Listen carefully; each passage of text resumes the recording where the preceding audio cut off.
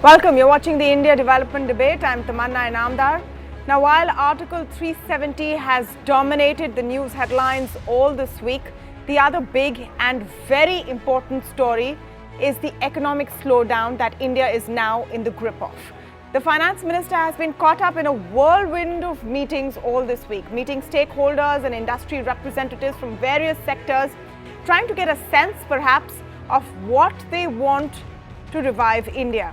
In fact, here's a short recap of Finance Minister Nirmala Sitharaman's schedule this week. On Monday, she met with top bankers. On Tuesday, she met with representatives of MSMEs. The beleaguered auto industry got her attention on Wednesday, and top industry honchos met her on Thursday, where they asked for a stimulus package of 1 lakh crore rupees. On Friday, she's met with the FPIs, the foreign portfolio investors, who have been spooked at the prospect of paying surcharges on their incomes after budget announcements. So what is the messaging that has come through these meetings? And does it look like there is a plan in place?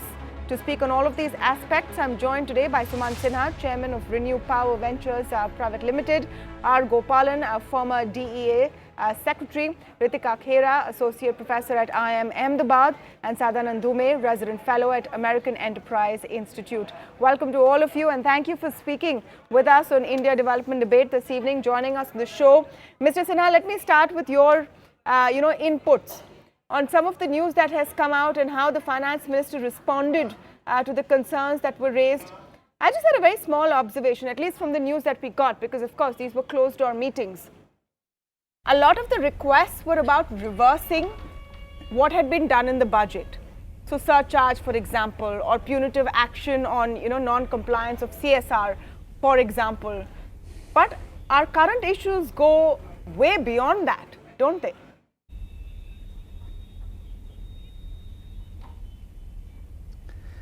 No, you're absolutely right. Of course, the issues are quite deep and they have to be addressed. I'm not privy to all the meetings that you referred to earlier, so I can't speak to what was discussed in some of those meetings. But I did sit on at least one meeting today where the FM was present. And I must say that she was very candid in her assessment and in talking about the kinds of things that she was thinking about doing in the future. And those are all fairly positive. But to answer your question, whether this is in fact not a much more deep-rooted thing, yes it is. I think our economic growth, as we all know, over the last 4 quarters has gone from 8.2% in the first quarter of last financial year to 5.8% in the last quarter.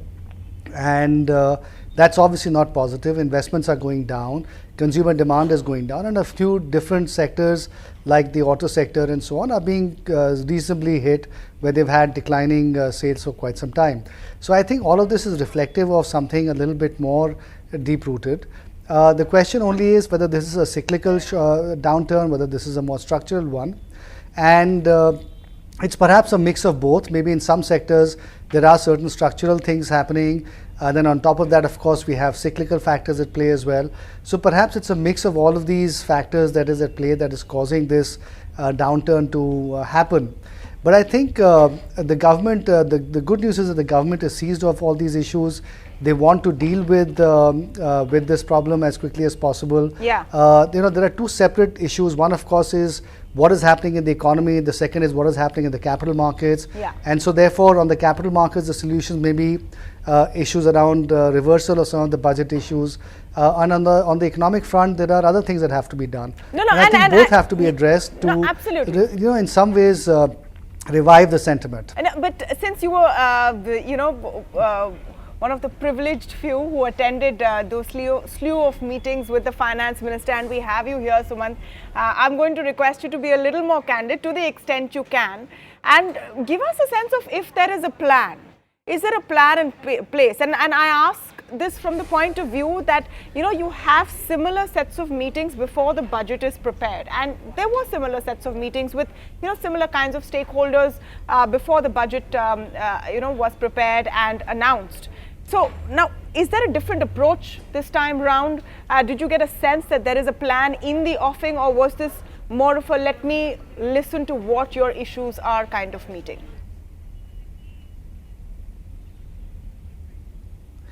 So again, Tamanna, I wasn't privy to a lot of the meetings that have happened, and so I can't give you a before and after, what was the attitude type of assessment. But all I can tell you is that in the meeting that I was at today, the FM talked about the following. She talked about the fact that the cost of liquidity, the cost of capital is high, interest rates are high, and therefore I got the sense that she would try to see what they can do to bring it down to the extent that there are some factors within their control. Her view was that there is ample liquidity in the system. That is something that people from the RBI and so on have communicated to her, and that seems to be the case as well.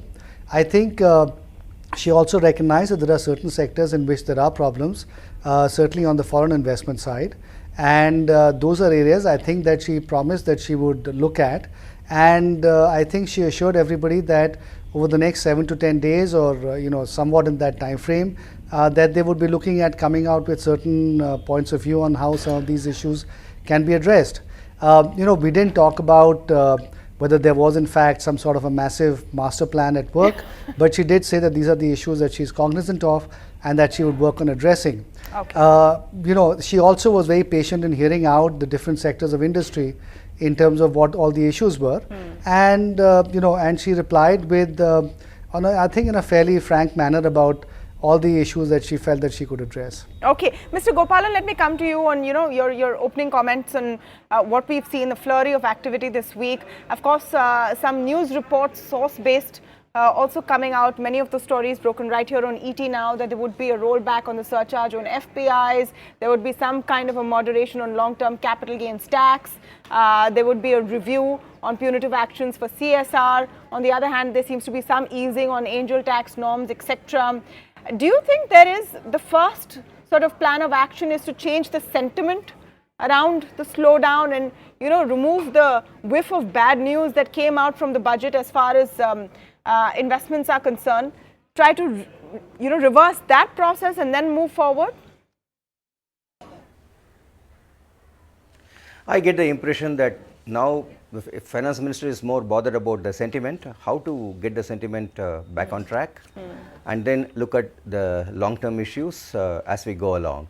This is the impression I get. Now, suppose you say that you got a FPA, a surcharge. Now we want to remove that, or if you want to get the CSR issue, addressed, and so many other things which are now seem to be irritants which is being mentioned in the press for quite some time, both by the domestic industry as well as by the foreign investors.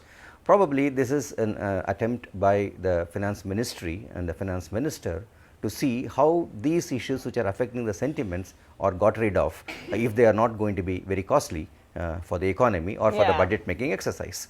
That seems to be the initial approach I could make out.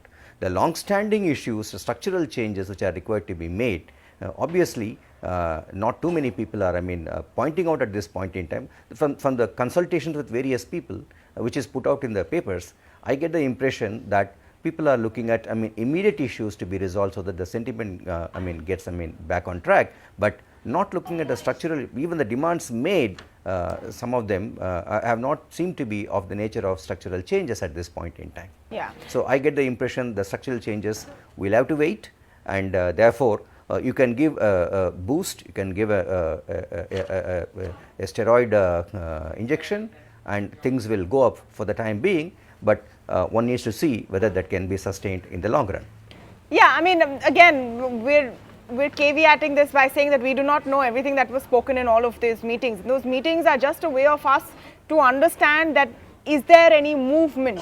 Ritika Khera, I want you to come in here on what kind of movement we actually need to see, because at the end of the day, surcharge on FPI is a matter of some, maybe 400-500 crore rupees. You have these small niggling issues which make for oddly bad sounding headlines, but the structural issues, do you think that that is very much in the sights of the government, or needs to be at the very least?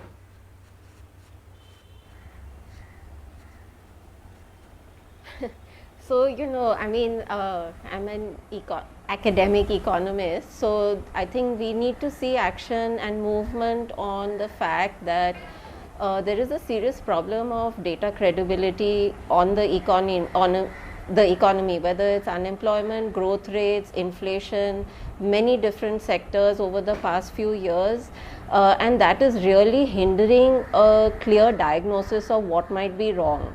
So at the best of times, doing macro policy work is a matter of trial and error. But when your building blocks are lacking credibility in the way that they are right now, what you have is a bunch of people, blindfolded people, trying to figure things out. So even if you read a lot of the opinion pieces that have been coming out, what you find is that people are saying it could be this, it could be that, but they don't really have the data to be, or credible data to be able to answer it. And then therefore people are relying on industry and sector data, which really doesn't serve the purpose, from the point of view of policy making. It serves a different purpose. It serves the industry purpose.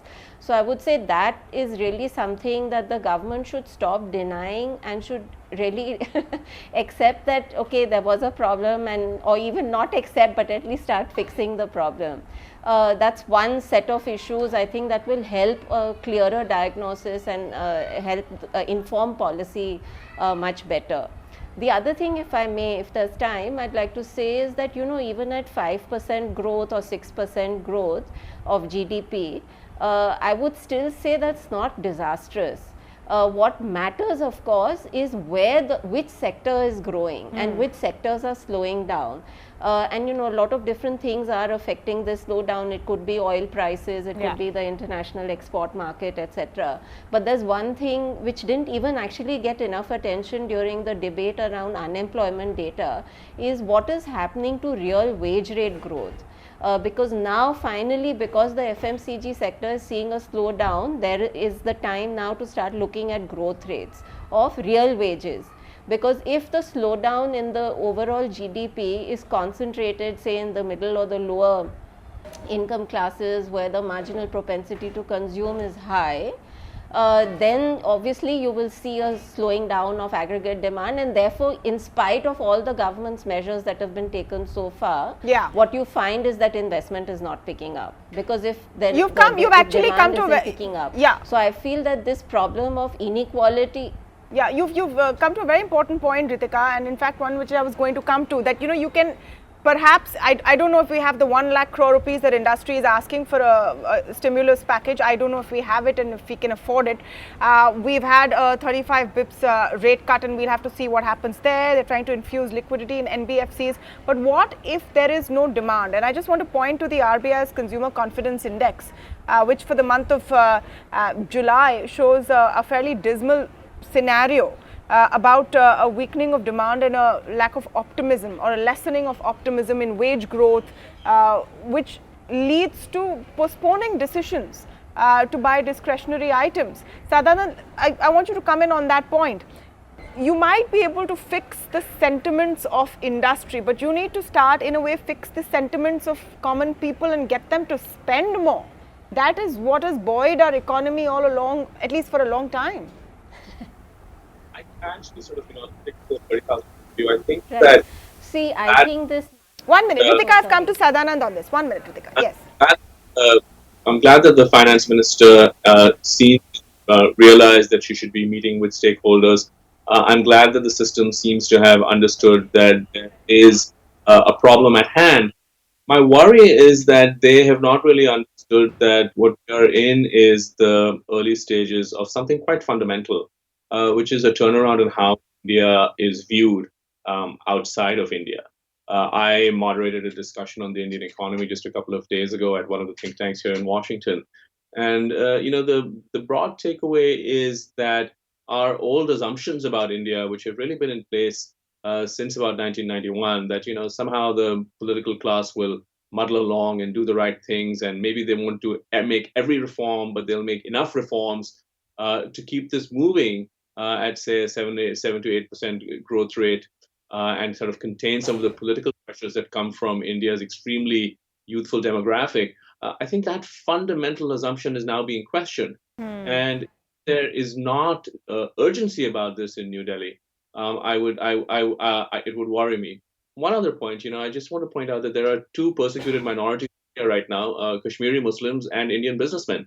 And so I'm glad that the persecuted minority of Indian businessmen are finally getting some kind of, are getting a hearing. But the Yeah. proof would That's be a in terms of, controversial statement, Sadanand, you've made on my show. that's what I do. Now, because, the truth is this idiotic CSR, right? It's an idiotic idea to begin with to make it mandatory. Yeah. But then to put penalties on top of it. Where in the world does this happen, right? If you're in the United States, if you're Apple, all you have to focus on is making a better phone than Samsung. In India, if you're a company, you have to focus on running your business and also building some toilet somewhere. So this sort of, this fundamental misunderstanding of how markets work, how capitalism functions, Yeah. is really the biggest problem that we have to focus on. Okay. And I see some signs of that. I haven't seen them yet. Okay, I have to give an important disclaimer here. Everyone is free to air their views here. We do not endorse them. Sadanand has made some pretty, controversial statements there. But now that we've got everyone's opening comments, let me open up this debate. And if anyone wants to come in on a point and rebut, please do let me know. I'm coming first to Sumant and I want to come back to the point of improving demand. On the one hand, you have, businessmen who Sadanand is very controversially described as a persecuted minority, who have to pay more taxes. The fact is, I don't think broadly people feel that bad for industrialists as much as Sadanand is. But people feel really bad for themselves right now. And because of that, perhaps they're putting off decisions to purchase. How big a problem is that, Sumant?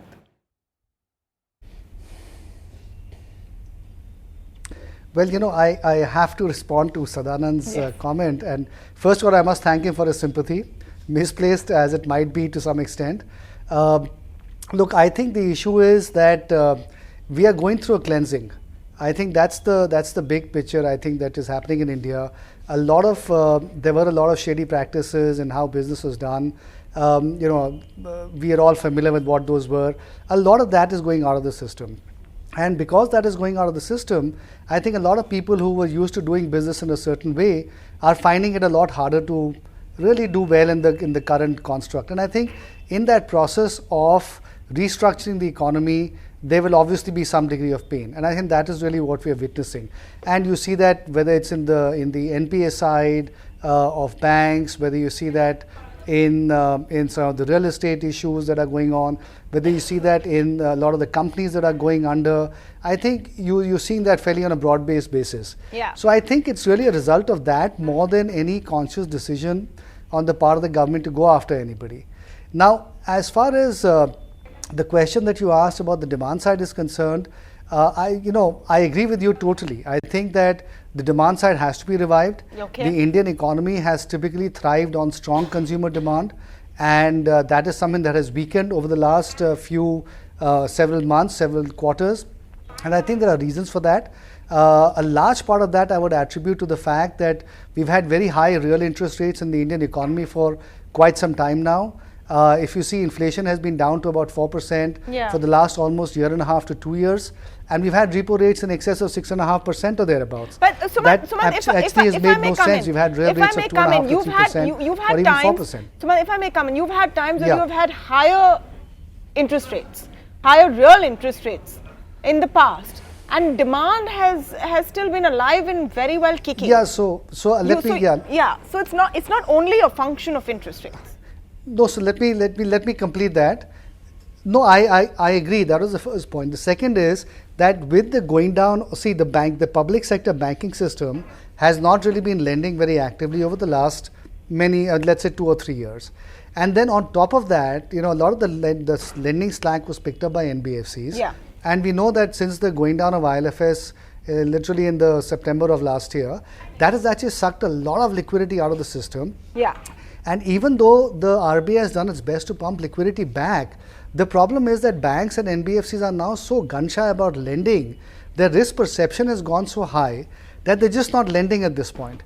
and that lending is not happening to the private sector, but it's equally not happening to the consumer sector as well. Okay. And that is to some extent also a reason why consumer demand is declining substantially. Okay, so let me. Of course, along with that, because the economy is not doing well, you're having certain sectors that are not It's a doing well. multiplier effect. You know, I have a short period of time left in the show, and I want everyone's views to come in. So please do come in with shorter responses if you can. Ritika, I want you to come in on the point about consumer sentiment, which you actually flagged off, and how that is going to work. And worrying data or estimates coming in from the auto industry, for example, with one industry body saying 10 lakh jobs will go. There are estimates between 3.5 to 4 to 5 lakh jobs which have already gone. So if jobs are going to go, if wages are not going to increase, then spending power and the capacity to take loans and pay installments is also going to reduce.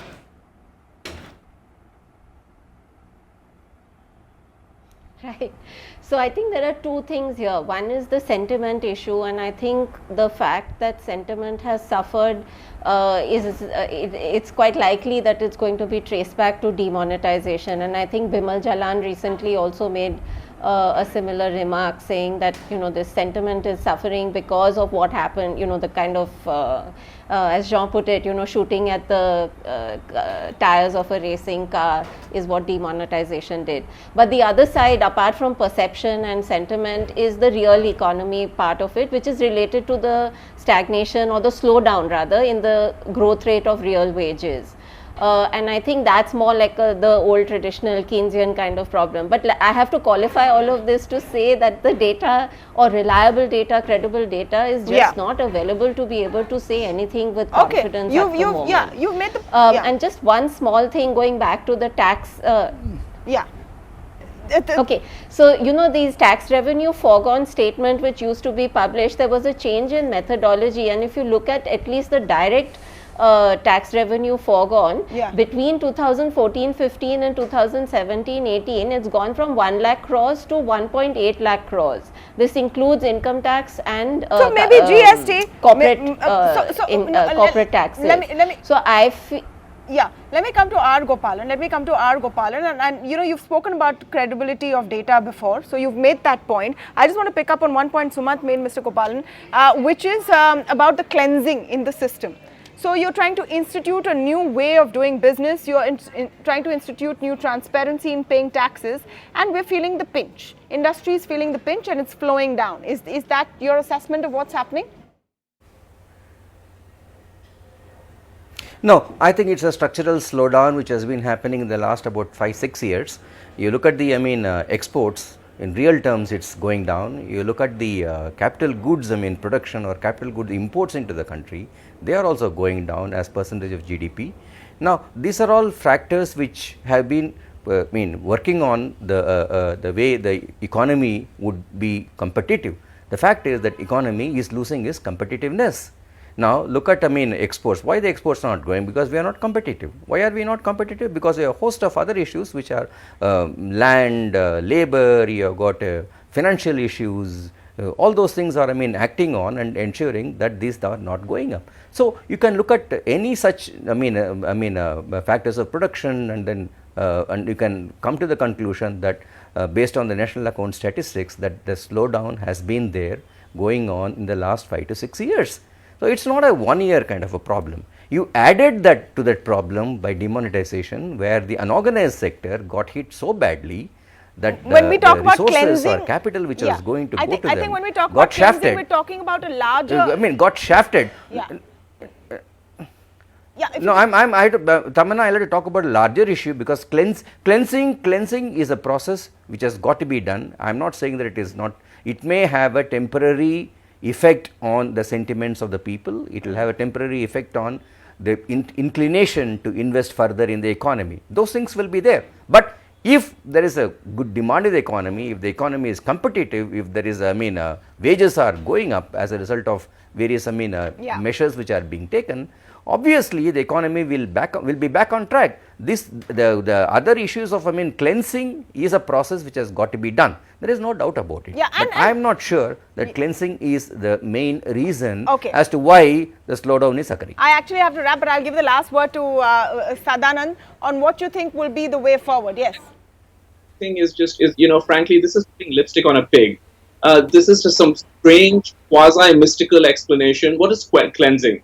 Has tax terrorism under this government gone up or gone down? It has clearly gone up. Have punitive taxes on the wealthiest gone up or gone down? They've gone up. Is the GST well designed? It is not. It is an extremely complex, poorly designed system. Was demonetization sensible policy or a disaster? It was a disaster. So you can't sort of just put bad policy in a box and call it cleansing. I'm sorry, that is just an inadequate explanation. No, but so I'm going to have to let Sumant respond to that. Since you have commented on a point he made, Sumant, you're going to have to respond to that. Thank you, Tamanna. Listen, no, absolutely. My point about cleansing was only in the context of persecuted minorities being business people. I did not talk about cleansing being the reason either for the slowdown or for all the things that Sadanand just talked about. Those are all separate matters. My comment was only in the context of his statement and about business people. Let's move ahead. Okay, let's move ahead. Let's move ahead, Sadanand. And why don't you close the discussion we've been having? Because we've started this with saying that there is some forward movement. The government now is saying, please come and tell us what you think is the problem. So there at least seems to be an effort to address some of the issues you've talked about, whether it's tax terrorism or other structural issues. The CSR issue was taken up. So they're beginning to listen. Are you hopeful that there will be now some concrete steps to not only improve sentiment but improve demand as well? So that's a fair question, Tamanna. I think it's a good sign. I started my comments by pointing out that there at least seems to be some signs that the system understands that everything is not going well and some kind of corrective is necessary. But in the end, we're analysts and we have to look at the policies that emerge. The biggest danger over here is that they they think that they can manage sentiment without making some of the broad structural changes that you referred to earlier. We'd like to see a sort of greater seriousness about reform, but judge it by the policy. Maybe this is a small step in the right direction. The jury is still out. Absolutely, the jury is still out, and plus if you want to improve sentiment and put more money in the pockets of people, you have to also figure about your fisc and whether you can actually afford it. We may be on thin ice there as well. Thank you so much to all of you for joining us here on India Development Debate. We'll take a very short break, but I have something very special for you on the other side. I got the opportunity to sit down with a gentleman who threw up a job with an MNC as a techie to become a farmer.